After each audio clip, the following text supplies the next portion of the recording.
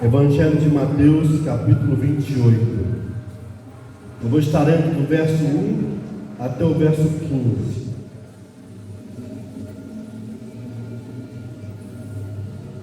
Vamos estudar a Bíblia hoje dentro desta porção. 28, do 1 ao 15. Depois do sábado, tendo começado o primeiro dia da semana, Maria Madalena e outra Maria foram ver o sepulcro. E eis que sobreveio um grande terremoto, pois o anjo do Senhor desceu dos céus e, chegando ao sepulcro, rolou a pedra da entrada e assentou-se sobre ela. Sua aparência era como um relâmpago, e suas vestes eram brancas como a neve.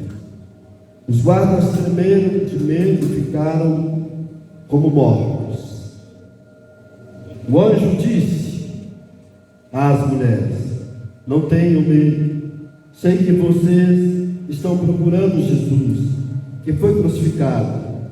Ele não está aqui, ressuscitou como tinha dito. Venham ver o lugar onde ele jazia.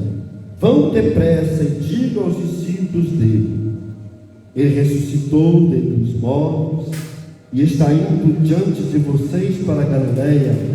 Lá vocês o verão. Notem que eu já os avisei. As mulheres saíram depressa do sepulcro, amedrontadas e cheias de alegria, e foram correndo anunciar aos discípulos de Jesus. De repente Jesus as encontrou e disse: salve. Elas se aproximaram dele, abraçaram-lhe os pés e o adoraram. Então Jesus disse: não tenham medo, vão dizer a meus irmãos que se dirijam para a Galileia, lá eles me verão. Enquanto as mulheres estavam a caminho, alguns dos guardas dirigiram a cidade e contaram aos chefes dos sacerdotes tudo o que havia acontecido. Quando os chefes dos sacerdotes se reuniram com os líderes religiosos, elaboraram um plano. Deram aos soldados grandes somas de dinheiro, dizendo-lhes: vocês devem declarar o seguinte: os discípulos deles vieram durante a noite e furtaram o corpo enquanto estava dormindo. Se isso chegar aos ouvidos do governador, nós lhe teremos explicações, livraremos vocês de qualquer problema. Assim os soldados receberam o dinheiro e fizeram como tinha sido instruídos. E esta versão se divulgou entre os judeus até o dia de hoje. Feche os teus olhos, queridos, e vamos orar ao Senhor. Pedir o pastor Júnior que fale em oração ao Senhor nessa hora. Senhor, nós te agradecemos, obrigado, Deus, pela palavra pregada. Agora, Deus, dessa palavra possa entrar no nosso coração. Que sejamos obedientes, Deus, a voz do Senhor, a voz que proclama nessa noite, Pai. Deus, que nosso coração seja sensível à palavra do Senhor. Nós te agradecemos, em nome de Jesus. Amém. Amém. Irmãos, pode se sentar. Queridos irmãos, esta é a nossa penúltima mensagem da série Recortes sobre a vida de Jesus. Nossa penúltima mensagem, a mensagem de número 13. E o título dessa mensagem é A Ressurreição de Jesus. E o meu objetivo é mostrar que se Jesus não tivesse ressuscitado, seria vã a nossa pregação e a nossa fé. Não sou eu que digo isso, é Paulinho, 1 Coríntios capítulo 15. Paulinho vai dizer que se Jesus não ressuscitou, é vã a nossa fé, é vã a nossa pregação. É interessante porque o mais famoso credo cristão, o credo dos apóstolos, ele encerra da seguinte maneira: creio na ressurreição dos mortos, na vida eterna. Amém. Este é o resumo da fé cristã histórica. Nós cremos na ressurreição, mas nós só podemos crer na ressurreição Porque Jesus ressuscitou primeiro.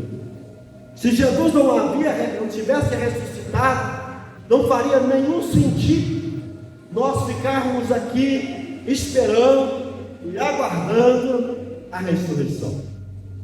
Por isso Paulo vai escrever 1 Coríntios 15, onde é um capítulo inteiro defendendo a ressurreição de Cristo como base para a nossa ressurreição.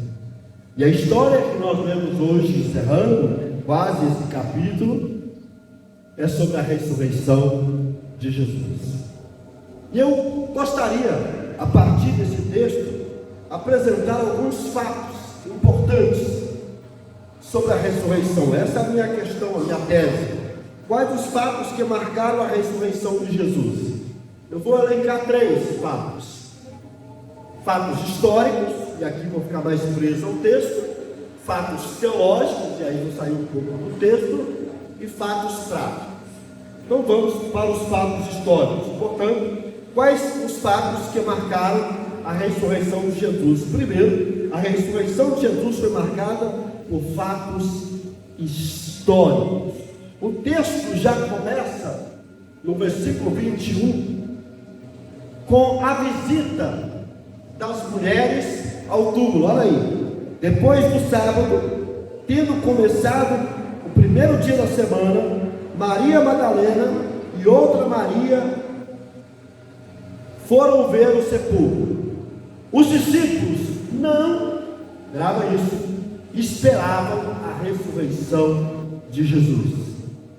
Os discípulos pensavam que Jesus estava morto e que, portanto, acabou a história. Essa era a crença deles. Eles não estavam aguardando Cristo ressuscitar. Isso fica claro, fica evidente quando a gente estuda, por exemplo, o capítulo 24 de Lucas. Quando a gente vai para Lucas 24, percebe que os discípulos estavam indo em direção a Emaús. E quando Jesus entra no caminho para conversar com eles e começa a indagá-los sobre a tristeza, sobre o desespero e a desesperança deles, a resposta deles foi a seguinte: o senhor não sabe o que aconteceu? Aquele que nós acreditávamos que viria para redimir Israel morreu. Ou seja, o senhor não sabe que nós acreditamos, mas acabou. É como se eles dissessem: nós acreditamos numa ilusão, numa utopia. Eles não acreditavam que Jesus Cristo de alguma forma iria ressuscitar.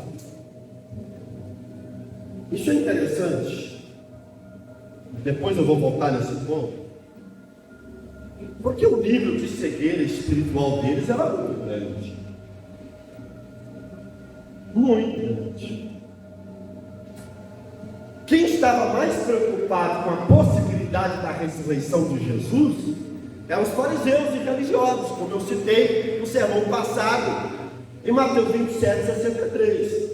Mas os discípulos não. Olha a frase de Pedro no Evangelho de João, capítulo 21, verso 3. Vou pescar. O que é que os discípulos falaram para ele? Vamos também. E não pescaram nada. É como se Pedro tivesse assim: acabou, vou voltar à minha antiga profissão, vou recuperar o tempo perdido, vou voltar à minha atividade profissional, porque ele morreu. Não faz mais sentido a gente continuar aqui reunidos. Não faz mais sentido a gente ficar aqui acreditando porque ele está morto. Então os discípulos não pensavam que Jesus iria ressuscitar. Então quando Maria Madalena e a outra Maria vai até o sepulcro, vai para olhar o sepulcro, vai para ver se estava tudo bem. Eles não achavam isso. Porém, nessa ida até o sepulcro, para ver como é que estava o sepulcro, eles descobriram, em segundo lugar, que Jesus estava vivo. O texto diz que houve um terremoto. Olha o verso 2: E eis que sobreveio um grande terremoto. No capítulo 27 nós vimos que teve um terremoto. Olha aí o verso 51 do verso 27, do capítulo 27. Naquele momento o céu do sangue rasgou-se em duas partes, do alto abaixo, a terra tremeu e as rochas partiram. Na morte de Jesus houve um terremoto, mas na ressurreição de Jesus houve um segundo terremoto. A terra está reagindo à presença de Jesus na terra. E quando houve o terremoto, desceu um anjo do céu. O anjo era bonito. O anjo tinha um formato de um relâmpago, e vestes brancas. Olha aí, sua aparência era como de um relâmpago, e suas vestes eram brancas. Ele desceu, ele arrancou a pedra do sepulcro e sentou na pedra. Ficou lá bonitinho sentado. E aí as mulheres chegam, o sepulcro está aberto. E o que as mulheres veem? As faixas no chão. João vai falar isso no capítulo 20 do Evangelho. Elas vão ver as faixas no chão, e diz no verso 5, as faixas no chão, no verso 7 do capítulo 20 de João, que encontraram o lençol dobrado.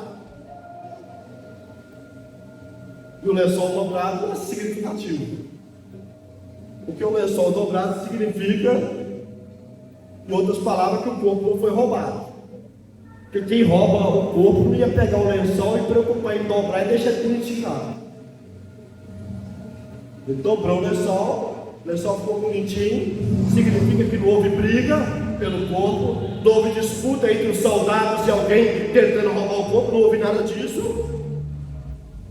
Mas estava lá, e o anjo se apresenta para elas e diz para ela: olha, aquele que vocês estão procurando está vivo.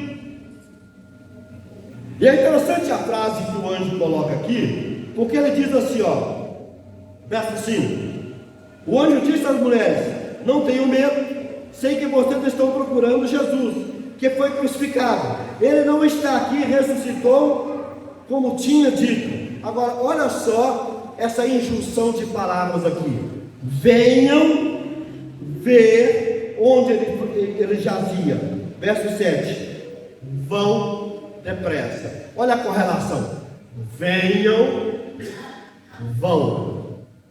Venham ver e vão. Isso significa o quê? Nós não podemos ver e ficar calado diante do que vimos. Nós não podemos ver, experimentar e não anunciar. Então venham e vão. Vejam e contem para os outros. E elas foram. Jesus está vivo. Só que quando elas estão no meio do caminho, o que acontece? O próprio Jesus aparece para elas. Vamos voltar ao texto. Verso 8: as mulheres saíram depressa do sepulcro, amedrontadas e cheias de alegria, e foram correndo anunciar aos discípulos de Jesus. De repente, Jesus as encontrou e disse: salve. Elas se aproximaram dele, abraçaram-lhe os pés e o adoraram. Agora não é mais o anjo que está dizendo que ele estava vivo. Agora o próprio Jesus se manifesta, se revela às mulheres. Ô gente, isso é muito lindo. Porque Jesus tinha que ter revelado ao Pedro. Jesus tinha que ter revelado ao João, ao Tiago. Não eram os três que estavam o tempo todo aparecendo junto com ele no monte da transfiguração, da ressurreição da menina lá do centurião? Os três não eram os três que estavam lá no Getsemane, mas ele não aparece para os três. Ele aparece, e a primeira pessoa de fato a aparecer, e o Evangelho de João deixa mais claro isso, é Maria Madalena. E quem é Maria Madalena?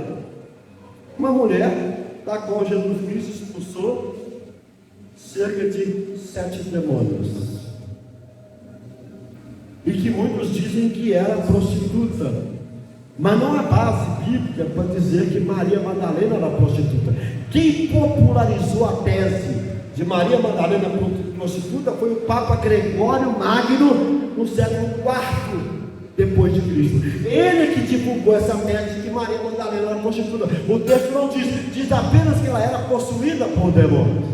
E é exatamente essa mulher que era escrava de Satanás, que é exatamente a mulher que vai ver Jesus, que vai encontrar o anjo e que vai ser a portadora da boa nova da ressurreição para os outros discípulos.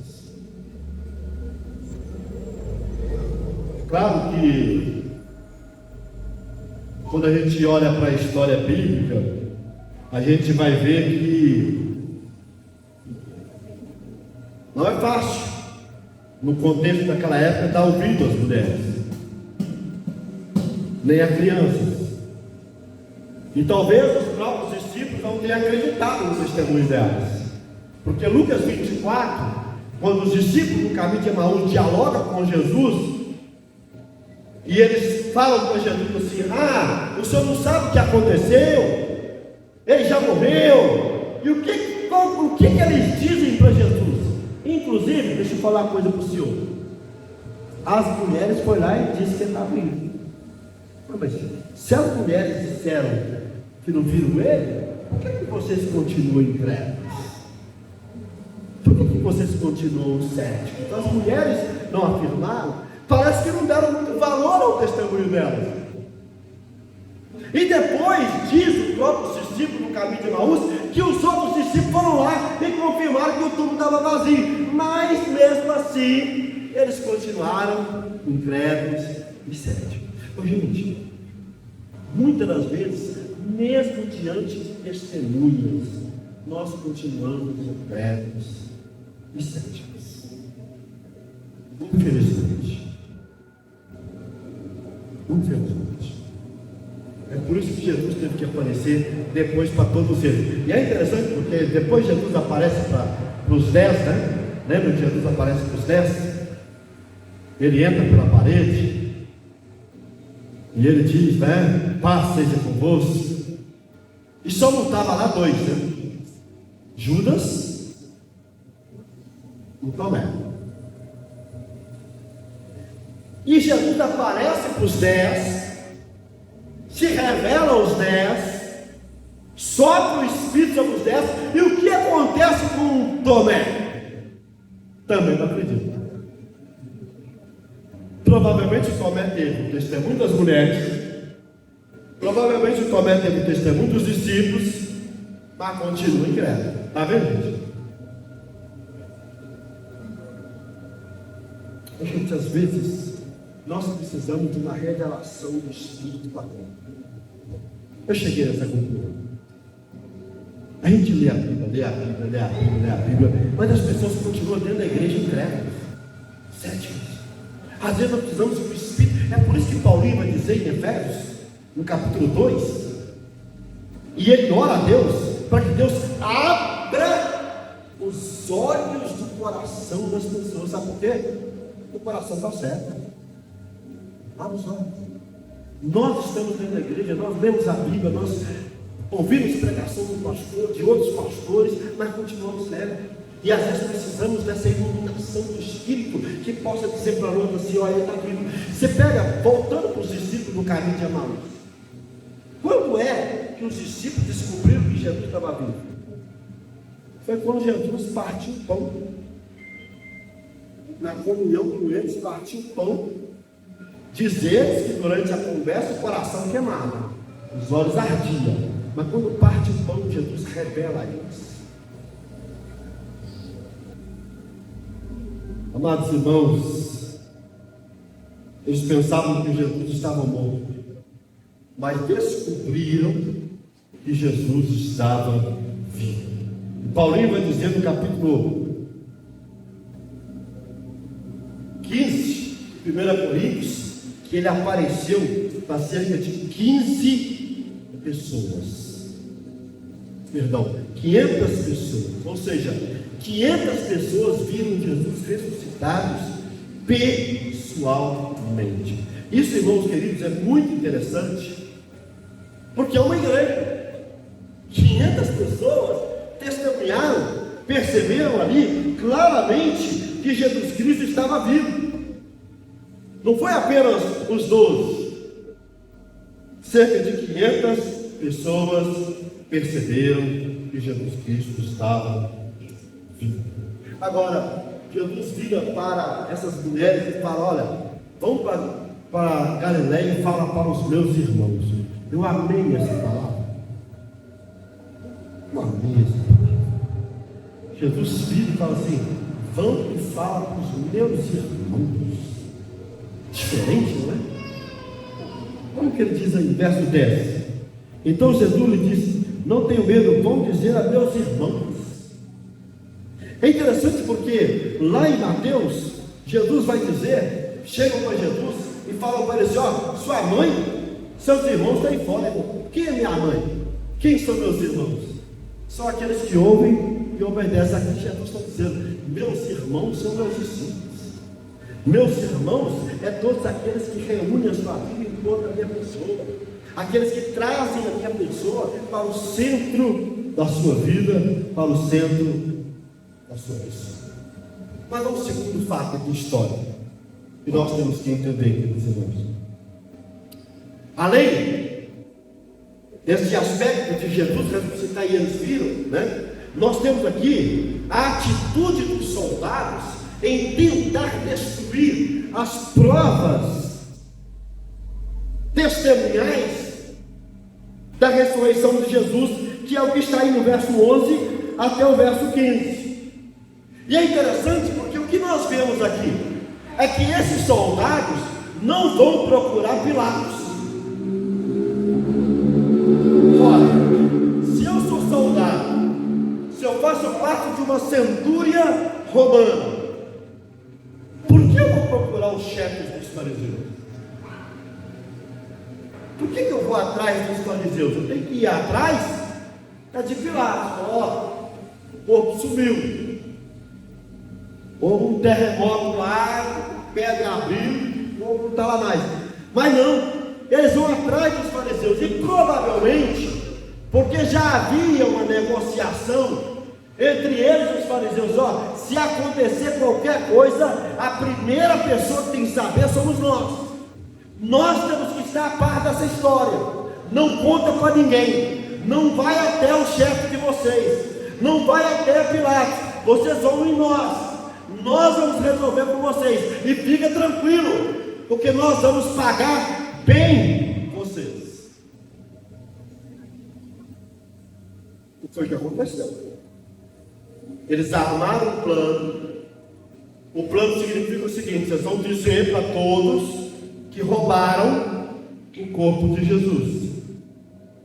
Os discípulos eram que roubaram.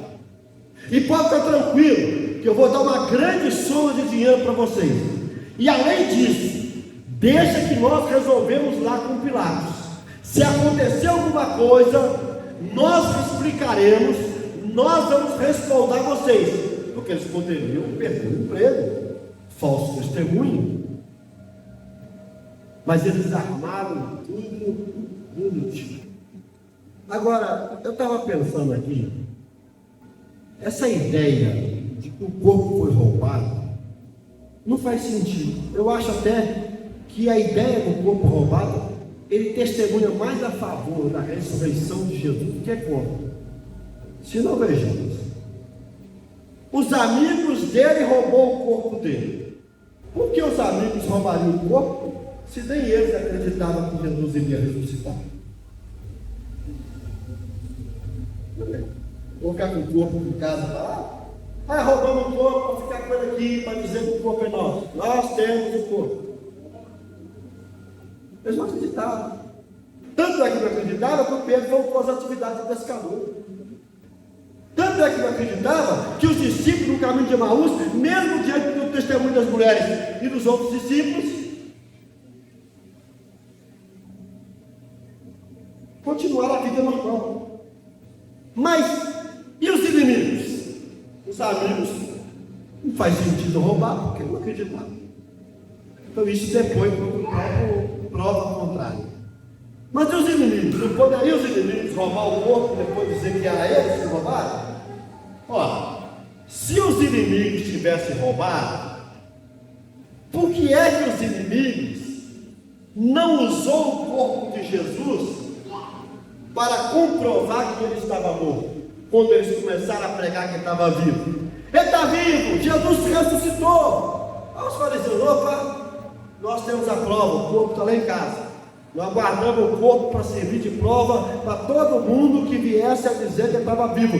Nós roubamos o corpo para que ninguém roubasse da nossa frente, e o corpo está lá, está aqui, ó, é ele. Mas por que eles nunca apresentaram o corpo? Então, dizer que o corpo foi roubado, tanto por parte dos amigos como dos inimigos, não faz sentido nenhum. Pelo contrário, seria uma prova a favor da ressurreição de Jesus. Que os amigos não iriam roubar, e os inimigos se roubaram, que veio, que não apresentaram o corpo como prova. No início da igreja de Atos, a ideia de esconder que Jesus ressuscitou, ou de tentar provar que ele não está vivo, foi um fracasso, porque ele apareceu para 500 pessoas. Não é um testemunho, não é 2 testemunhas, são 500. Isso disciplinou na igreja primitiva. Isso fez com que a igreja primitiva colocasse o mundo da época de cabeça para baixo. É por isso que o cristianismo está vivo até hoje. Nada pode parar o cristianismo. É por isso que Jesus falou: as portas do inferno, da sepultura, do Sheol, não vai deter a igreja. Por quê? Porque ela continua, porque Cristo está ali. Qualquer lugar que a igreja estiver reunida hoje, qualquer parte do mundo, numa casa clandestina na China, na Indonésia ou no Brasil, todos estão testemunhando a mesma coisa: Jesus está vivo. Jesus está vivo. O anjo ficou no lado de fora com a porta aberta para dizer: pode entrar, o túmulo está vazio. Essa é a mensagem do anjo, essa é a mensagem da igreja: o túmulo está vazio, não tem mais restos mortais. É por isso que nós, evangélicos, não usamos o crucifixo. Existe uma diferença do crucifixo e da cruz. O crucifixo é exatamente a cruz com o bonequinho, mas a cruz vazia é o nosso símbolo. Significa que ele ressuscitou, ele não está mais lá. Posso ouvir amém, igreja? Amém. Dê uma salva de palmas para o Senhor.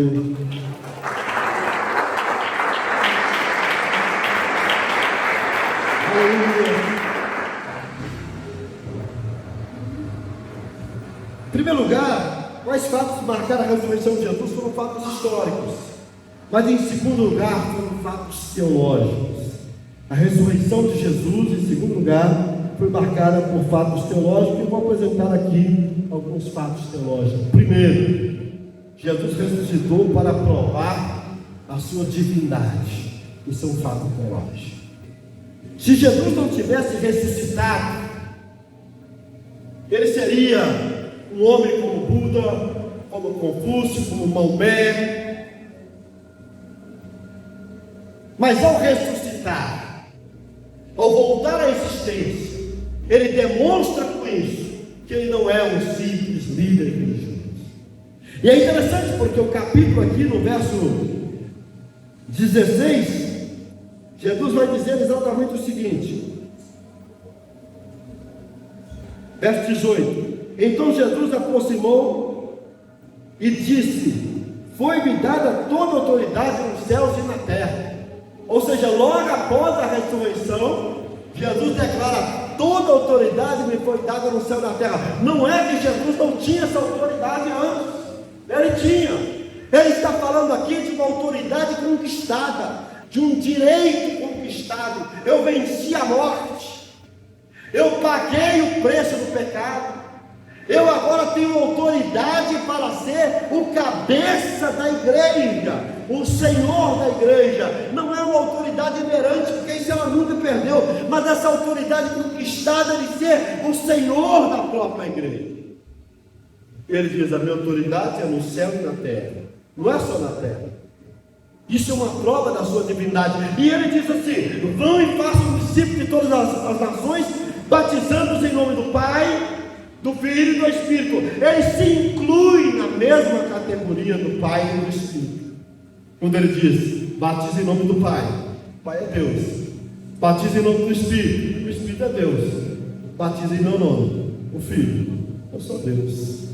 A ressurreição, portanto, é uma prova cabal de que ele ressuscitou. E é por isso que Jesus Cristo vai dizer: olha, eu dou o meu próprio corpo, eu vou entregar meu próprio corpo, e eu vou tomá-lo de volta. João capítulo 10, versos 17 e 18. Eu tenho autoridade para entregar o corpo, e eu tenho autoridade para tomá-lo de volta. Ou seja, eu vou morrer e eu vou ressuscitar, e eu não vou perder o controle de mim mesmo nesse processo de Deus. Portanto, o primeiro fato teológico é que Jesus ressuscitou para demonstrar sua divindade. Segundo fato teológico, Jesus ressuscitou para cumprir a própria Escritura. É interessante porque eu citei aqui o Salmo 16, verso que diz: porque tu não me abandonarás no Seol, nem permitirás que o teu santo sofra decomposição. É uma palavra profética do salmista, referindo-se à ressurreição de Jesus. Olha o que diz o Salmo 110, verso 1. O Senhor disse ao meu Senhor: assentei-me à minha direita, até que eu faça dos seus inimigos um estrado para os seus pés, falando da exaltação e ascensão de Jesus. Mas o texto-chave é 1 Coríntios, capítulo 15, verso 3 ao 4. Olha o que diz: pois o que primeiramente lhes transmiti foi o que recebi, que Cristo morreu pelos nossos pecados, segundo as Escrituras, foi sepultado e ressuscitou ao terceiro dia, segundo as Escrituras. Portanto, a ressurreição de Jesus é um cumprimento bíblico. Se Jesus não tivesse ressuscitado, as Escrituras perderiam o seu valor, as Escrituras perderiam a sua autoridade. De que adianta falar de um Cristo que não ressuscitou? As Escrituras estariam mentindo. Eu acho engraçado, porque hoje tem dois professores de Bíblia no Brasil ateu, e muitos evangélicos apaixonados por eles. Acho que eles falam muita coisa boa. É o Luiz Mondé, que é um especialista em cristianismo, inclusive tem um livro só sobre o catolicismo, que eu já li, e ele dá curso de Bíblia, principalmente a ênfase dele maior, que é a cultura hebraica, que é o Antigo Testamento. Um outro professor de Bíblia ateu, que está dando curso direto na internet, é o historiador Leandro Carnal, da aula de hermenêutica, de interpretação bíblica, e é ateu. Mas qual o sentido ficar falando da Bíblia, de um Cristo, de uma Bíblia que mente, falando que Cristo ressuscitou e não ressuscitou, que Deus existe e não existe? Que sentido? Nós precisamos, queridos irmãos, entender que negar a ressurreição de Cristo é invalidar a própria das Escrituras. Mas se ele ressuscitou, ele está cumprindo o que as Escrituras haviam dito, que ele haveria de ressuscitar. O problema dos discípulos foi que eles não acreditaram, ou não deram valor. Mas Jesus, por várias vezes, eu citei no sermão passado, cerca de 3 vezes no Evangelho de Mateus, da confissão de Pedro, indo para Galileia e indo para Jerusalém, ele fala para eles: eu vou ressuscitar. E eles não deram ouvidos, mas as Escrituras falam isso. Em terceiro lugar, Jesus ressuscitou para destruir o poder do diabo, do pecado e da morte. Olha o que diz Colossenses 2, 13 ao 15.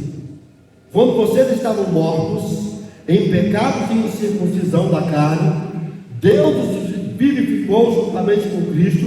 Ele perdoou todas as transgressões, cancelou o espírito de dívida que consistia em ordenanças e que nos era contrária. Ele a removeu pregando na cruz. Ele está falando aqui o quê? Jesus venceu o pecado. Qual é a consequência do pecado? A morte. O salário do pecado é a morte. Jesus vence o pecado e Jesus vence a morte. Mas ele vence o diabo, verso 15. E tendo despojado os poderes e autoridades, fez dele um espetáculo público, triunfando sobre ele na cruz. No sermão do domingo passado, eu enfatizei sobre a vitória de Jesus sobre o diabo. Apocalipse 12, né? Eu até errei na pregação, ouvindo ela de novo, eu citei Hebreus 12. Apocalipse 12 deixa claro a vitória de Jesus, como consequência a expulsão do diabo do céu. Lembra disso? Ele caiu, ai da terra, porque ele caiu entre vós. O diabo foi vencido. O local em que a cabeça da serpente foi esmagada, profecia de Gênesis 3,15, foi exatamente o Calvário. Ali Jesus venceu a morte, ali Jesus venceu o pecado, ali Jesus venceu o diabo. Então a ressurreição, ela é a prova de que o pecado, a morte e o diabo foi destruído. Quarto lugar, Jesus ressuscitou para produzir a nossa salvação. Se Jesus não tivesse ressuscitado, nós não poderíamos dizer hoje, sou salvo. O próprio texto de Colossenses diz que ele venceu o pecado na cruz. O próprio texto de Colossenses diz que ele derrotou os nossos pecados. Romanos capítulo 4, Paulo fala de Abraão como modelo da justificação pela fé. Todo o capítulo 24 de Romanos é sobre a nossa salvação com base na obra de Cristo. Se Jesus não tivesse ressuscitado, nenhum de nós alcançaríamos a salvação. Quinto lugar, Jesus ressuscitou para garantir a nossa ressurreição futura, 1 Coríntios 15. Se ele não ressuscitou, eu não vou ressuscitar. Se ele não ressuscitou, quando você morrer aqui, acabou. Quando você morrer aqui, está tudo perdido. Mas porque ele ressuscitou, nós vamos ter um novo corpo. 1 Tessalonicenses capítulo 4, Paulo fala que os vivos serão arrebatados e que os mortos ressuscitarão. Paulinho vai dizer no capítulo 15 de 1 Coríntios que nós vamos ressuscitar, o mortal se revestirá da imortalidade, o corruptível da incorruptibilidade, e nós vamos receber um corpo espiritual. Por causa da ressurreição de Cristo, nós vamos ressuscitar. Lembra do sermão que eu preguei sobre o Monte da Transfiguração? Moisés apareceu, Elias apareceu, e o que eles estavam fazendo? Eles estavam vivos. O que eles estavam fazendo? Conversando. O que eles estavam fazendo? Dialogando. Querido irmão, quando você fechar os olhos aqui, fica tranquilo, você não vai ver uma treva na sua frente, você não vai ver um caixão, você não vai ver terra. Quando você abrir os olhos aqui, você vai abrir os olhos diante do Pai, dos anjos, e você vai conversar, vai ouvir, vai cantar, vai adorar, porque está lá em Apocalipse capítulo 6, que eles adoravam debaixo do trono. Agora, quando Jesus voltar, nós vamos receber o nosso corpo de volta, e aí o Joãozinho vai ser Joãozinho, glorificado, sem os vícios, sem as fraquezas. Posso ouvir amém, igreja? Mas Jesus ressuscitou também para garantir o juízo futuro, porque ao ressuscitar, Jesus estava assumindo uma posição de ser o rei da igreja e ser o juiz de Satanás, seus anjos e de todos que rejeitaram. É por isso que o Apocalipse diz que o anticristo, falso profeta, o Satanás foram lançados no lago de fogo. Jesus ressuscitou para ser juiz, para julgar todas as coisas. Eu encerro meus fatos teológicos dizendo: Jesus ressuscitou dentre os mortos para estabelecer um sacerdócio eterno. 1 João 2, 1 e 2 diz: filhinhos, não pequeis, mas se alguém pecar, fica tranquilo, nós temos um advogado no céu, o Paráclito, que nos defende. E em Hebreus capítulo 7 fala desse sacerdote eterno. Hoje o Senhor é o nosso sacerdote, o acusador tenta julgar contra nós, mas ele levanta diante do Pai e disse: Ele venceu pelo sangue do Cordeiro. Apocalipse 12, 12. E eles o venceram pelo sangue do Cordeiro e por não amar a própria vida. Nós temos um advogado, nós temos um sacerdote. Posso ouvir amém? Amém. Jesus ressuscitou. Eu vou para o meu último ponto. Eu disse que quais são os fatos que marcaram a ressurreição de Jesus, fatos históricos baseados no texto, fatos teológicos, mas eu encerro, e aqui eu vou ser bem rápido, com alguns fatos práticos. A ressurreição de Jesus foi marcada por fatos práticos.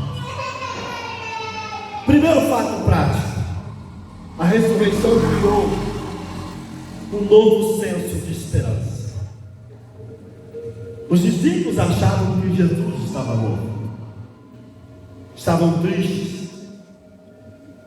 É interessante porque os dois discípulos estavam a caminho não de Jerusalém, não da Galileia, estavam a caminho de Emaús, desesperados, frustrados. Mas quando Jesus se revela a eles, eles voltam para Jerusalém. E por que eles voltam? Porque Jesus renovou o senso de esperança. Não acabou. Eu achei que tinha acabado. Eu achei que era o fim.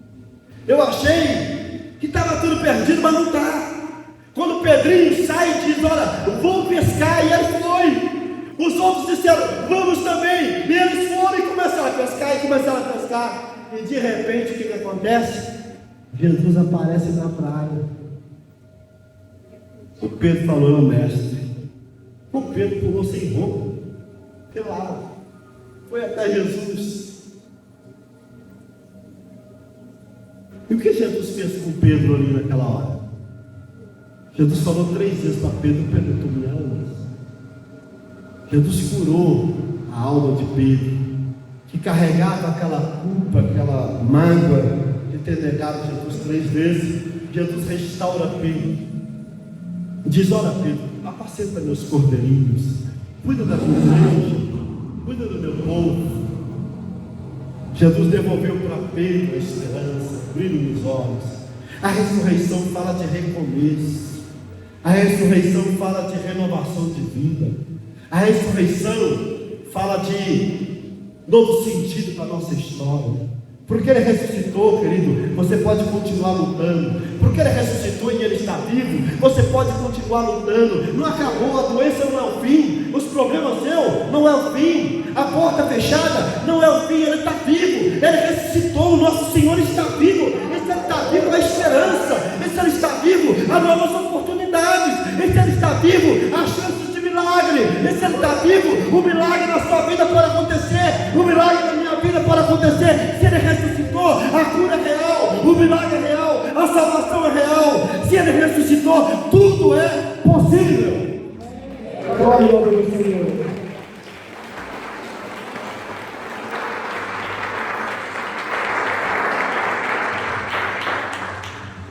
Nós somos um povo cheio de esperança.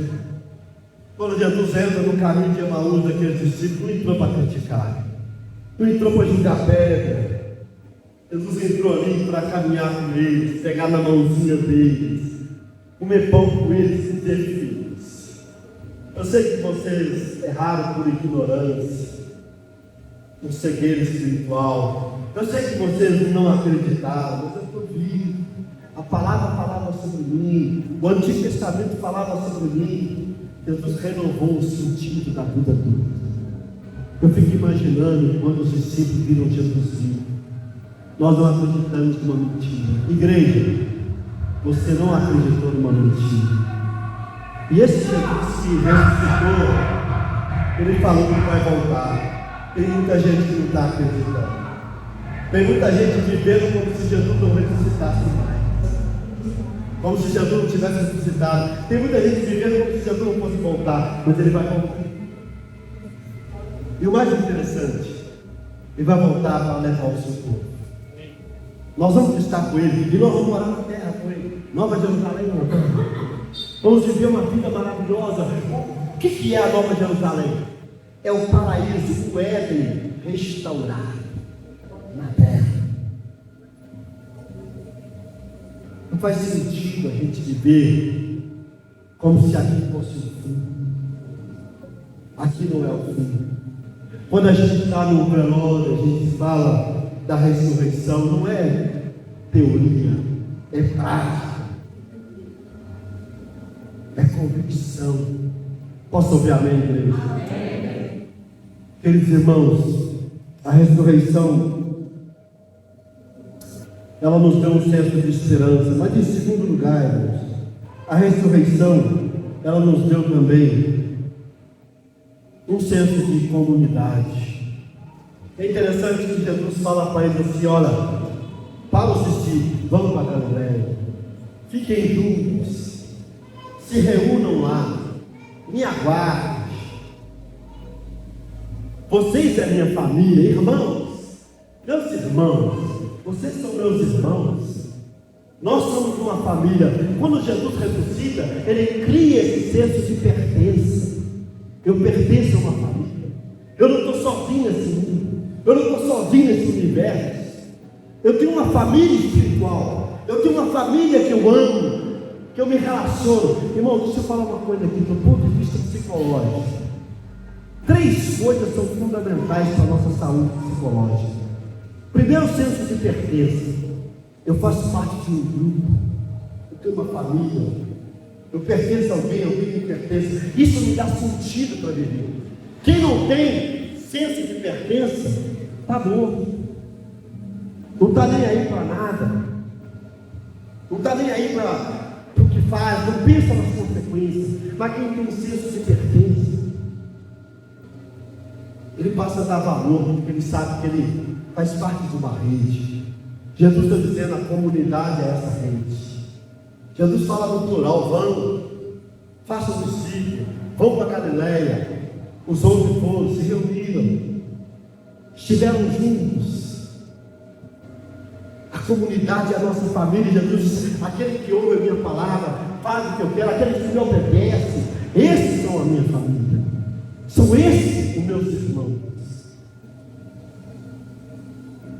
Muitas das vezes nós queremos viver um cristianismo sozinho, individualizado, sem prestar contas, sem ter compromisso. Mas Jesus nos chamou para viver em comunidade. Posso ouvir amém? Jesus nos chamou, é isso que a ressurreição fez. A ressurreição criou uma nova geração. A ressurreição criou uma nova criação. Lembra do que Paulinho disse? Aquele que está em Cristo, nova criatura. Mas o grego lá, a palavra traduzida no grego melhor seria: em Cristo Jesus, nova criação somos. A ressurreição criou uma comunidade dos eleitos, da ação santa, povo escolhido. A ressurreição estava dizendo para os discípulos: não vivam sozinhos, vocês são uma comunidade. Quem cria a igreja não foi o homem, quem cria a igreja foi a ressurreição. A ressurreição de Cristo inaugura um novo povo, uma nova comunidade, a comunidade dos reunidos. Mas eu vou encerrar com o último ponto, do qual não pretendo falar, mas apenas citar. É que a ressurreição não só traz para nós um senso de pertença, que é fundamental, que nós precisamos, mas ela também vai nos trazer, não apenas nos traz aqui um senso de esperança, um senso de comunidade, um senso de pertença, mas também nos traz um senso de missão. Interessante isso, né? Um senso de missão, porque olha como é que está no verso 16: os 11 discípulos foram para a Galileia, para o monte que eles haviam indicado. Quando o viram, o adoraram, mas alguns duvidaram. Então Jesus aproximou-se deles, foi-me dada a autoridade do céu e da terra, portanto vão e façam discípulos. A ressurreição traz um senso de esperança. A ressurreição cria um senso de comunidade, de pertença, mas ela nos dá um senso de responsabilidade e de missão. Eu gosto daquela frase dos anjos: venham e vejam, vão e façam. venham e vejam, vão e falam. O que esse texto quer dizer? Que nós não podemos ficar com a palavra só para nós. Nós não podemos ficar com a mensagem só para nós. Nós não podemos esconder o Evangelho só para nós. Isso é um ponto importante, gente. Mas, sobre isso, vou falar na última mensagem do ano, que vai ser sobre essa última parte de Mateus. Eu não vou falar semana que vem, porque semana que vem teremos um domingo especial de Natal. Mas no último domingo do ano, eu vou encerrar a série falando sobre a última mensagem de Jesus para a igreja. Vamos colocar de pé.